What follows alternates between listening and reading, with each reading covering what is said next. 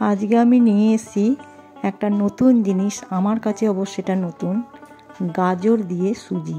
গাজর দিয়ে এই শীতকালে কী করে আমি সুজি বানাই দেখো।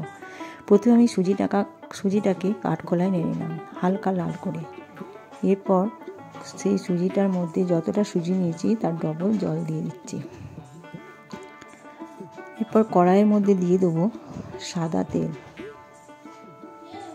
কড়াইয়ের মধ্যে দিয়ে দিয়েছি সাদা তেল।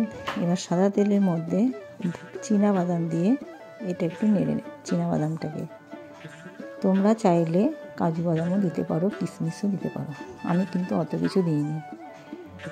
চীনাবাদামটা খোসা ছাড়িয়ে নিয়ে হালকা করে আমি নেড়ে নিচ্ছি। হালকা লাল হয়ে গেছে। এরপর এর মধ্যে দিয়ে দেবো গ্রেট করে রাখা গাজর। এই গাজরগুলো দিয়ে এরপর একটু নাড়তে হবে, বেশ মিনিট খানেক নাড়তে হবে। তোমরা বুঝতেই পারবে গাজরটা যখন হয়ে যাবে। গাজরটা নাড়তে নাড়তে হয়েই গেছে, বুঝতেই পারছো। গাজর আর চীনাবাদাম এর মধ্যে হয়ে গেছে। এরপর আমি যে সুজিটা জল দিয়ে ভিজিয়ে রেখেছিলাম ওই সুজিটা এবার এর মধ্যে দিয়ে দেবো। গাজরটা একটু হালকা করে নেড়ে নিলাম।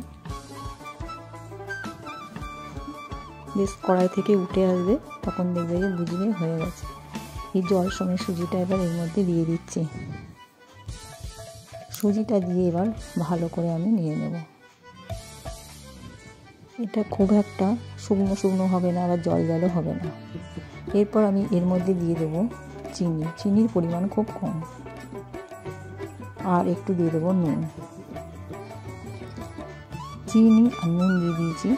তারপরে এর মধ্যে দিয়ে দেবো একটু গোলমরিচ। এরপর এটাকে ভালো করে নেড়ে নেব।